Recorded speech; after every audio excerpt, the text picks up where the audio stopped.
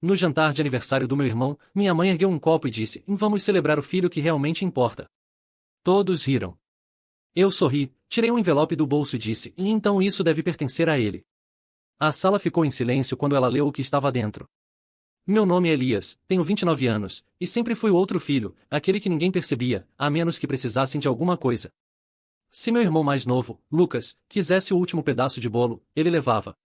Se ele aprontasse na escola, era só uma fase difícil. Quando tirei nota máxima nas provas finais da faculdade, minha mãe pediu para eu parar de me gabar, e se eu tocasse no assunto depois, ouvia sempre a mesma coisa: por que você está sempre tentando competir? O Lucas precisa de mais apoio do que você. Aprendi a conviver com isso. Não feliz, nem em paz, mas me adaptei. Trabalhei duro, mantive a cabeça baixa e construí minha própria vida, bem longe de casa. Consegui um emprego na área de tecnologia, me mudei para um apartamento tranquilo a algumas cidades dali e criei algo que podia chamar de meu. Ainda assim, eu visitava, mandava cartões de aniversário, lembrava de datas, prestava atenção no que as pessoas gostavam. Mas o afeto nunca vinha na mesma intensidade, especialmente da minha mãe. Lucas sempre foi o centro de gravidade da nossa família. Ele tinha um carisma que parecia conquistar todo mundo, um jeito de transformar cada erro em uma peculiaridade adorável. Passou por vários empregos, relacionamentos, e uma vez até destruiu o carro da família. Mas sempre que isso acontecia, minha mãe dava um sorrisinho e dizia: ele ainda está se encontrando. Eu não sentia inveja, pelo menos não do jeito que as pessoas imaginam. Eu não queria uma vida bagunçada. O que eu queria era reconhecimento, um momento, um obrigado. Um Elias que não soasse como um pensamento de última hora nem viesse seguido de um pedido de dinheiro. A rachadura final não começou com algo grande. Começou com um e-mail. Minha mãe mandou uma mensagem em grupo. Para mim, minhas tias, primos e até alguns parentes distantes que eu não via há anos, convidando todos para o jantar de aniversário do Lucas. Ia ser uma celebração do crescimento dele, escreveu ela, uma chance de homenagear o homem que ele estava se tornando. Essa frase me fez parar. Lucas estava fazendo 27 anos. Estava novamente entre empregos, tinha voltado a morar com meus pais, e ainda pegava dinheiro emprestado de metade das pessoas naquela lista de e-mails. Mas tudo bem. Marquei a data, pedi folga no trabalho, até comprei um cartão e um presente pensado com carinho, um mapa emoldurado com todas as cidades que Lucas dizia querer visitar um dia. Cheguei na hora certa, bem vestido, presente embalado. O jantar foi em um restaurante sofisticado no centro, daqueles com luz baixa e porções absurdamente pequenas. Minha mãe já estava lá, no centro da mesa comprida, brilhando como se fosse o aniversário dela. Acenou para mim com aquele sorriso falso que ela reserva para as visitas e me recebeu com o de sempre. Que bom que você veio. Sem abraço, sem calor, só obrigação disfarçada de educação. Lucas chegou 10 minutos depois, acompanhado da namorada e de alguns amigos que eu não conhecia. Todos se levantaram como se tivesse acabado de entrar um membro da realeza.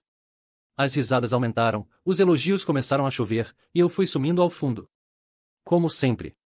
Tentei conversar com meu tio, mas ele desviava sempre para histórias sobre as ambições e o potencial do Lucas.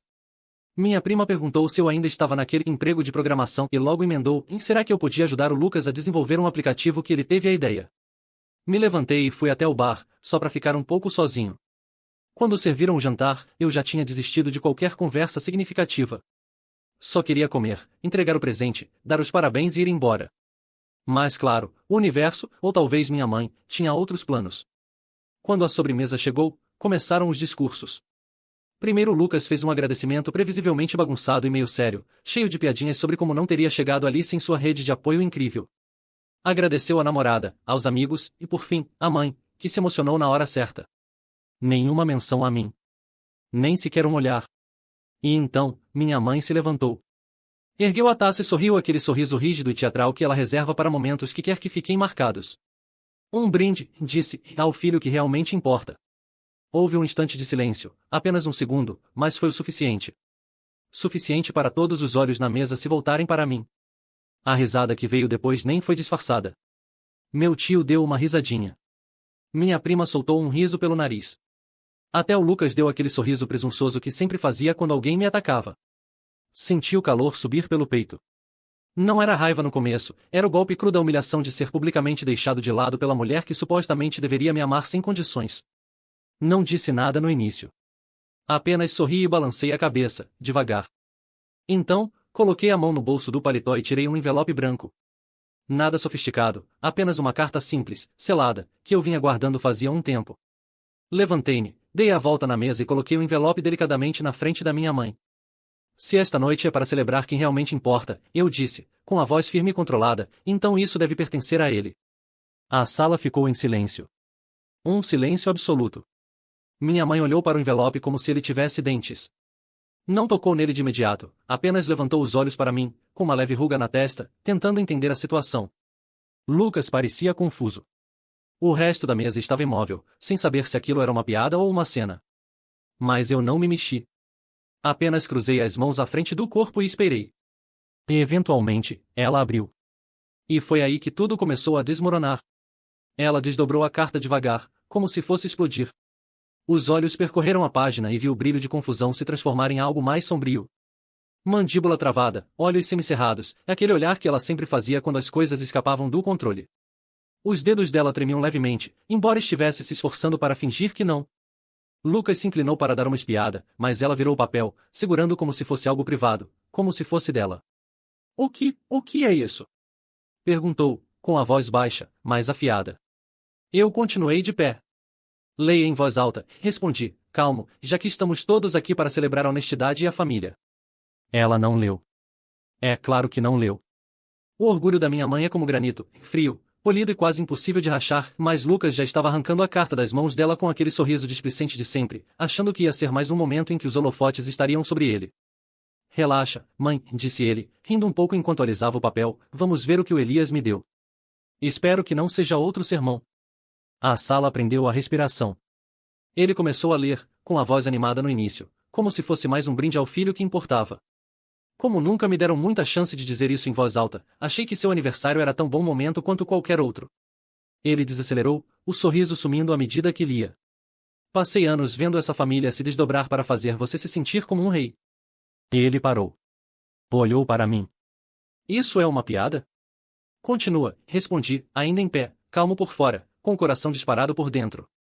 Lucas olhou ao redor, agora visivelmente desconfortável, mas o orgulho falou mais alto. Continuou, mas o tom mudou.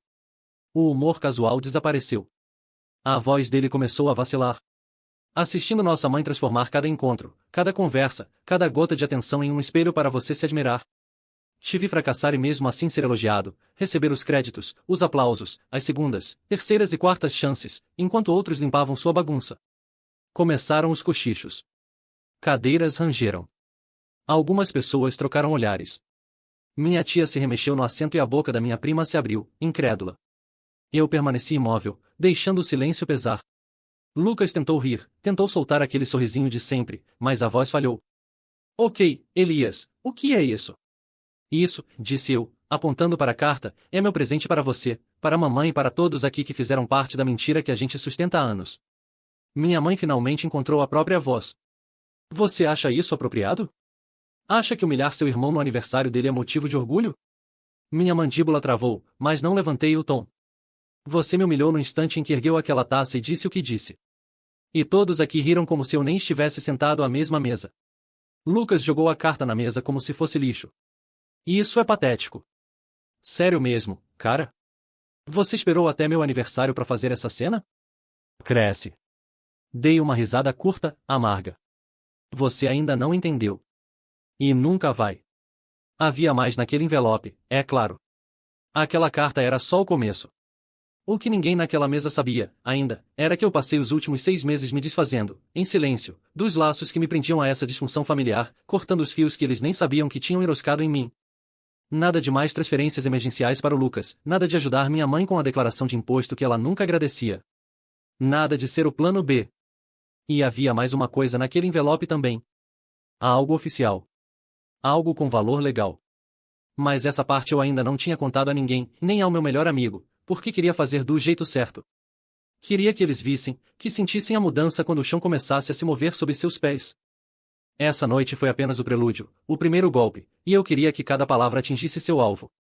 Ainda em pé, coloquei a mão no paletó novamente e tirei um segundo envelope, menor, que coloquei diretamente à frente do Lucas. O que é agora? Disse ele, com os braços cruzados, a voz se elevando. Outro discurso? Você quer aplausos ou algo assim? Olhei para ele, de verdade, e, pela primeira vez em muito tempo, não me senti pequeno ao lado dele. Não me senti a segunda opção, nem a sombra. Não, respondi em voz baixa. Só responsabilidade. Foi então que Lucas abriu o segundo envelope, e tudo parou. Ele piscou ao ler o conteúdo, leu as palavras, releu, e então olhou para mim com o rosto pálido. Minha mãe arrancou o papel das mãos dele e correu os olhos pela página. Sua boca se abriu, mas nenhum som saiu. O segundo envelope não continha muito, apenas algumas frases impressas de forma impecável em papel timbrado jurídico, mas o peso delas foi como uma marreta. Lucas me encarava como se eu tivesse acabado de destruir algo sagrado. Minha mãe, por sua vez, passou de confusa a vermelha de raiva. Os lábios se abriram, fecharam, abriram de novo, como se quisesse gritar, mas ainda não tivesse encontrado a arma certa. Porque o que ela segurava era uma carta formal do meu advogado confirmando que a posse da cabana do nosso avô, a cabana, aquela que minha mãe e o Lucas sempre trataram como casa de veraneio pessoal, havia sido oficialmente transferida para mim. A cabana não era apenas um lugar sentimental. Era o legado do nosso avô, o único bem de valor real que ele deixou. Quando faleceu, 3 anos atrás, ele adorava aquela cabana, cuidava dela até seus últimos dias, e nos convidava para passar os verões ali. Mas mais do que isso, ele me amava. Silenciosamente, com constância, mesmo quando minha mãe menosprezava minhas conquistas ou me tratava como incômodo. O vovô Dean deixou claro que era em mim que ele confiava. Mas, é claro, ninguém me perguntou o que aconteceu depois do funeral. Ninguém se importou que ele tinha deixado um bilhete escrito à mão junto com as chaves. Ninguém notou quando minha mãe anunciou, com toda a convicção: a cabana vai para o Lucas. E eventualmente. Seu avô teria querido assim. Todos assentiram. Eu nem me dei ao trabalho de discutir. Apenas esperei. Esperei a papelada ser processada. Esperei até os impostos e documentos de transferência estarem no meu nome. Esperei até tudo estar legalmente irrefutável. E agora, eu tinha terminado de esperar. Eu não entendo, minha mãe conseguiu dizer por fim, com a voz tensa, forçando a civilidade entre os dentes cerrados. Isso deve ser um engano. A cabana não era sua para dar. Virei-me lentamente para ela. Não era minha para dar, respondi, mas era do vovô para deixar. E ele deixou para mim. Ele confiava que eu saberia cuidar bem dela. E pelos últimos 3 anos, deixei você e o Lucas usarem como se fosse de vocês. Eu paguei pela manutenção, pelos consertos, pelas contas. Você tem ideia de quanto eu gastei para manter aquele lugar em pé? Ela não respondeu. Apenas olhava fixamente para a carta, como se ela pudesse se transformar em outra coisa se ela piscasse o suficiente. Lucas se levantou tão de repente que a cadeira deslizou para trás. E então o quê? Você vai expulsar a gente? Vai ser esse tipo de cara agora? Não, respondi simplesmente. Estou apenas acabando com a mentira. A partir de hoje, nenhum dos dois tem mais acesso à propriedade. Troquei as fechaduras. Avisei o zelador. E legalmente vocês não têm nenhum direito sobre ela. Então, seja lá o que estavam planejando pro verão, podem cancelar. O restaurante ficou em silêncio. Até os garçons pararam por perto, fingindo arrumar cardápios enquanto obviamente escutavam. Eu não os culpava. Isso é mesquinho, cuspiu Lucas. Inacreditavelmente mesquinho. Só porque a mamãe fez uma piada? Eu o encarei. Não é pela piada. Nunca foi só por uma coisa. São anos, Lucas. Anos sendo deixado de lado, ridicularizado, ignorado. Eu não causei cena essa noite. Você causou. Eu só entreguei a verdade. Ele deu um passo à frente. Você acha que é melhor que a gente agora? Acha que só porque trabalha com tecnologia na cidade pode olhar de cima para a própria família? Não, respondi, calmo mas firme. Acho que escolher paz em vez de caos significa que não preciso mais deixar gente como você me pisar. Minha mãe parecia atônita, talvez até um pouco assustada. Ela não estava acostumada a me ouvir falar assim, sem recuar. Um segundo depois, abriu a boca, e eu já sabia o que vinha, o discurso da culpa, a voz trêmula, o "somos família", que sempre surgia quando as coisas não saíam do jeito dela. Então eu a interrompi. Eu não vou mais fazer isso. Vim hoje porque achei que, talvez, vocês fossem me surpreender.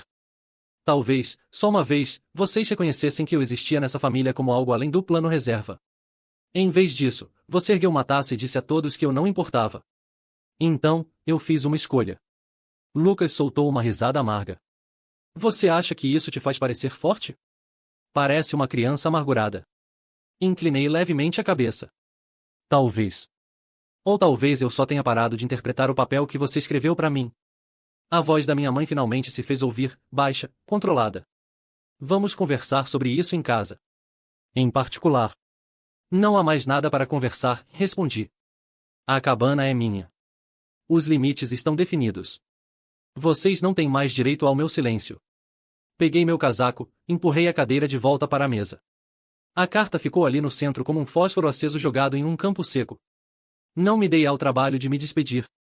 Quando me virei para sair, ouvi um talher cair no chão, minha prima sussurrando "você sabia disso", um leve suspiro de alguém, um copo virando. Mas o som que ficou comigo, que realmente ficou, foi a voz da minha mãe, baixa e trêmula, perguntando ao Lucas: "O que foi que a gente fez?" Não esperei pela resposta. Também não dirigi direto para casa depois daquele jantar. Estacionei em um mirante vazio nos arredores da cidade, parei o carro e fiquei ali, assistindo as luzes brilharem nas colinas. Meu celular não parava de vibrar. Chamadas perdidas, recados de voz, na maioria do Lucas, alguns da minha mãe.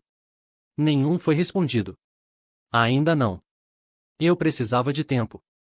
Não para pensar, pois minha decisão já estava tomada, mas para respirar. Pela primeira vez em anos, não me sentia soterrado por eles. E aquele silêncio parecia liberdade. Na manhã seguinte, as mensagens passaram de confusas para furiosas. Lucas escreveu: "Você pegou a gente de surpresa. Que classe, hein? Aquela carta é uma piada. Você acha que uma cabana te faz melhor do que sua família? Me liga agora. Pela mamãe. Precisamos conversar sobre ontem à noite. Você envergonhou seu irmão na frente de todo mundo. Você sempre foi tão dramático. Não dá para resolver isso como adultos. Elias, tô falando sério. Não destrói nossa família por causa disso. E, por fim. Tá bom. Faz o que quiser. Mas não espere que a gente rasteje quando você perceber o que fez." Não respondi. Em vez disso, enviei um e-mail para meu advogado confirmando que a troca das fechaduras tinha sido concluída. Ele contratou um administrador de propriedade local para mim, alguém para cuidar da cabana daqui para frente.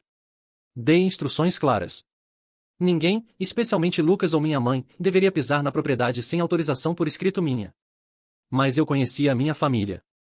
Sabia que eles não iriam simplesmente recuar em silêncio. 2 dias depois, recebi uma ligação da cuidadora, Jamie. Ela era direta, sem rodeios. O tipo de pessoa que não enfeita as palavras. "Oi, Elias", disse ela. "Seu irmão e uma mulher dizendo ser sua mãe apareceram aqui hoje de manhã." Fechei os olhos. Deixe eu adivinhar. Tentaram agir como se ainda fossem donos do lugar? Isso mesmo. Eles tinham chaves, antigas, que não funcionam mais, e tentaram me convencer de que só estavam passando para pegar uns pertences pessoais. Quase consegui ouvir a voz presunçosa do Lucas na minha cabeça, tentando se safar no papo. "E como você lidou com isso?" Perguntei. "Firme, mas educada", respondeu ela. Disse que a propriedade estava sob nova administração. Que o nome no documento é o seu, e que, se não saíssem, eu teria que chamar o xerife. Eles ficaram exaltados. A mulher. Sua mãe. Disse que você estava sendo vingativo. O cara começou a gritar sobre advogados. Suspirei. Obrigado, Jamie. Se aparecerem de novo, pode chamar direto. Eu dou respaldo legal. Pode deixar. E, para falar a verdade, já lidei com muita gente mimada nesses anos. Você está fazendo a coisa certa. Depois que desliguei, fiquei em silêncio por um tempo. Não estava com raiva. Nem surpreso. Aquilo era quem eles eram. Minha mãe passou anos fingindo que o favoritismo dela era apenas apoio. Que a negligência comigo era uma forma de me deixar independente. Lucas construiu toda a personalidade em cima de ser adorado e mimado. É claro que eles achavam que podiam ignorar um documento legal. Eles ignoraram meus limites por décadas, mas dessa vez, haveria consequências. Da próxima vez que ouvi deles, não foi por mensagem. Foi por e-mail em grupo. Assunto: em família deve perdoar. O corpo do e-mail era longo, claramente escrito pela minha mãe, com o Lucas provavelmente ao lado dela. Estava cheio de indiretas passivo-agressivas disfarçadas de sentimentalismo. Coisas como: sabemos que você está machucado, Elias. Essa família cometeu erros, mas o amor deve vir em primeiro lugar. Você está agindo por amargura e vai se arrepender de nos afastar.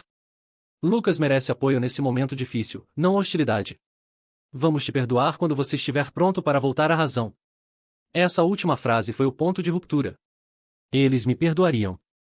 Não respondi. Em vez disso, enviei a eles uma cópia dos documentos finais do inventário, desta vez com trechos destacados mostrando que não apenas eu era o único proprietário legal da cabana, mas que também havia cortado formalmente qualquer apoio financeiro, algo que eu nunca havia anunciado em voz alta antes. Sim, por anos enviei dinheiro em silêncio, cobri déficits, paguei contas inesperadas quando os cheques do Lucas voltavam ou quando as contas da minha mãe estavam vencidas. Não mais. Eu havia me desvinculado formalmente das finanças deles. Meu advogado me ajudou a protocolar os documentos necessários para garantir que eu jamais fosse responsabilizado por dívidas que eles tentassem jogar para cima de mim no futuro. Encerrei a conta de emergência compartilhada, troquei meu número de telefone, fechei minhas redes sociais. Fui radical. Mas de forma cuidadosa, legal e definitiva.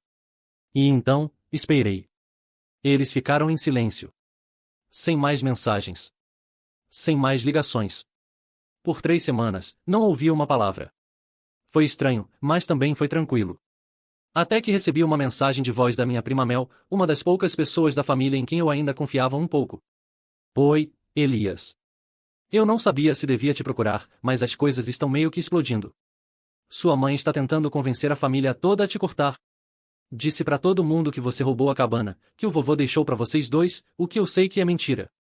O Lucas, aparentemente, está dormindo na casa de um amigo agora, porque a casa da sua mãe não é grande o suficiente, e ele está te culpando por ter estragado o verão dele. Tá feio. Achei que você devia saber. E, só pra constar, estou do seu lado. Agradeci a ela. Aquela mensagem foi o prego final, o último resquício de culpa que ainda restava em mim indissolvido. Eles sempre esperaram que eu fosse a rede de segurança, o sol silencioso, o consertador. Mas a verdade é que ninguém aguenta se incendiar para aquecer os outros por muito tempo antes de virar cinza. E eu terminei de queimar. Naquele verão, tirei 2 semanas de folga do trabalho e fui para a cabana sozinho. Sozinho. Quando peguei a estrada de terra, algo dentro de mim mudou. O ar estava parado, as árvores sussurravam suavemente com o vento. Era a mesma cabana que eu visitava quando criança. Mesma varanda rangendo, mesma porta com tela que gemia ao abrir. Mas agora parecia diferente. Não mais como um lar familiar, nem como algo emprestado ou temporariamente confiado a mim. Parecia merecido. Entrei, acendi a lareira, sentei no sofá com um livro, tomei café na varanda. Na manhã seguinte, enquanto os servos passavam pela clareira, percebi que não pensei na minha mãe nenhuma vez. Não por desprezo, por paz. Nunca respondi o último e-mail dela. Nunca retornei a ligação do Lucas. Soube, por Mel, que ambos eventualmente pararam de tentar distorcer a história, depois que a maioria da família começou a ignorá-los também. A ilusão de que o Lucas era o filho dourado não sobreviveu depois que eu parei de financiar isso. Já faz quase 1 ano. A cabana é minha. Minha vida é minha. E o silêncio que antes eu temia agora é meu refúgio. Algumas pessoas dizem que família é tudo. Mas eu aprendi que família não é quem compartilha seu sangue. É quem aparece quando você precisa, quem te enxerga, quem te escolhe. E pela primeira vez na vida, eu escolhi a mim mesmo.